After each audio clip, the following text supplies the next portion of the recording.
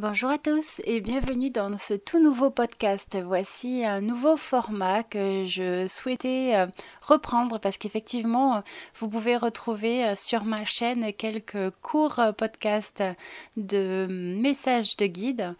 Là, c'est d'un tout nouveau genre. Ça va être plus pour vous partager des retours d'expérience ou des réflexions. Et là, je vais en profiter pour vous présenter un extrait de communication animale. Donc si vous ne me connaissez pas, je suis un intuitive, je suis thérapeute holistique, je propose des soins énergétiques à distance ou à la maison du mieux-être. Je fais également des communications intuitives pour les personnes, les communications animales. Et vous pouvez aussi me retrouver pour des séances d'hypnose, de régression spirituelle ou des séances également d'hypnose entre deux vies. Donc si cela vous intéresse, vous pouvez retrouver toutes les informations sur mon site www.anne-intuitive.fr. Mais l'objet de ce podcast aujourd'hui, c'est donc un extrait vraiment d'une communication d'âme à âme avec un chien en l'occurrence.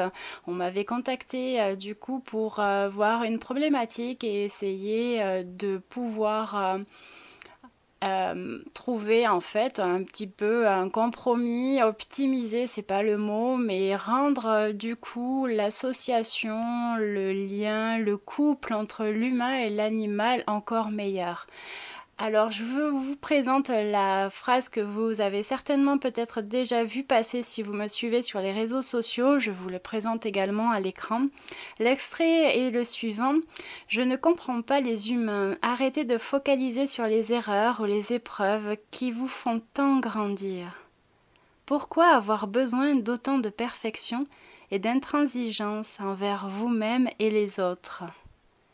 Très belle question, n'est-ce pas?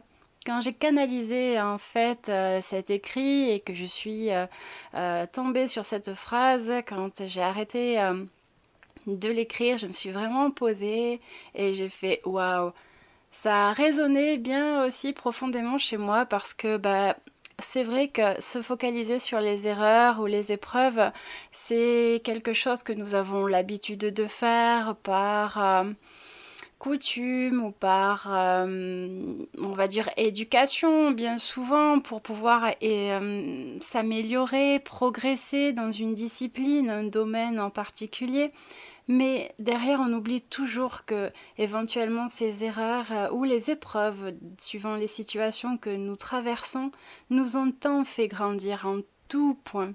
Et c'est vrai que je trouve cette phrase tellement belle et tellement riche que j'ai dû prendre un moment pour réellement m'intérioriser et faire comme une sorte de bilan parce que je trouve que cette fin d'année 2020, comme le début d'ailleurs de cette année si particulière, s'y prête. Nous avons vraiment vécu un moment d'introspection et il se poursuit pour moi avec une sorte de bilan pour voir qu'est-ce que nous avons mis en place, quels changements avons-nous peut-être commencé à faire ou il serait peut-être temps de le faire. Quoi qu'il en soit, pour moi, les épreuves et les erreurs m'ont fait grandir sur le coup, pas du tout, parce que on va dire que le mental et l'ego, comme chacun, étaient bien là, et il me faut un temps pour digérer, infuser tout ça et comprendre aussi les erreurs. Mais c'est vrai que les perfections et être intransigeant avec soi-même et les autres revient au galop sans qu'on s'en aperçoive et notre ego, le mental, peu importe comment on le nomme, est bien souvent là pour nous le rappeler avec du recul si on arrive à prendre la hauteur sur certaines conversations ou sur certaines actions que l'on peut mener au quotidien, que ce soit professionnel ou personnel. Quoi qu'il en soit, pour ma part, je souhaitais vous partager une petite anecdote personnelle. En lien d'ailleurs avec la communication animale, les erreurs et les épreuves vous font tant grandir, mais pour moi, ils m'ont fait aussi évoluer par rapport à ce que j'ai pu traversé comme sujet tout au long des communications que j'ai pu faire, hein. Et réellement dans un souci de perfectionnement, j'ai aussi souhaité échanger, continuer à avancer et me dépasser pour pouvoir accompagner toujours au mieux les animaux et les humains qui partageaient leur vie.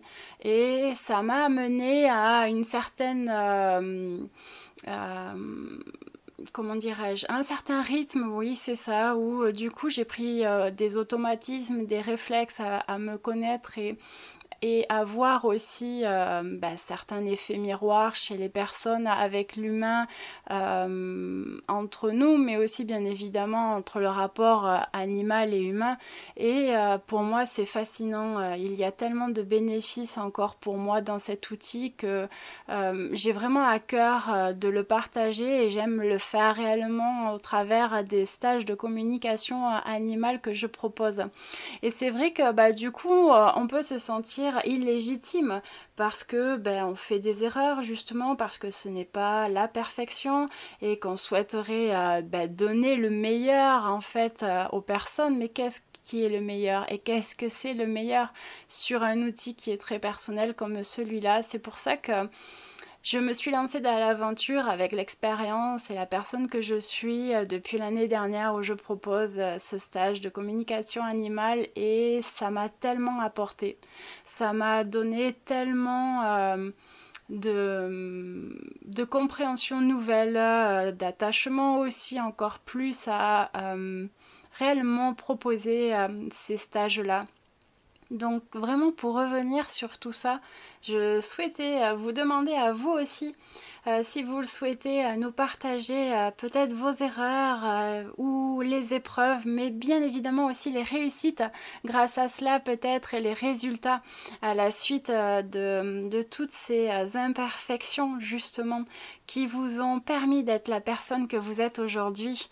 Et grâce à ça, peut-être que vous avez pu évoluer, vous avez eu des opportunités, des portes se sont ouvertes aussi peut-être à vous sur des domaines que vous ne soupçonniez pas auparavant ou que vous ne pensez pouvoir pas peut-être aborder et maintenant vous êtes comme dans un poisson dans l'eau par exemple. Voilà. Donc n'hésitez pas en commentaire, j'aurai plaisir à vous lire et voilà, j'espère que ce format de podcast vous a plu, que cette réflexion vous a plu.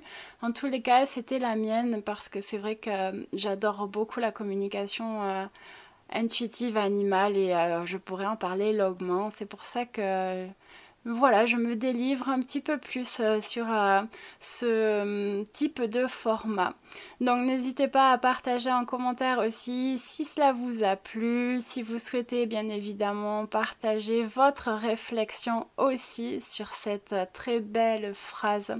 Merci encore à tous ces animaux pour ces apprentis sages, pour toute cette belle connexion que l'on peut avoir avec eux et merci aussi à tous ces humains qui nous permettent cela. Je vous dis à tout bientôt pour un nouveau podcast. Bye bye!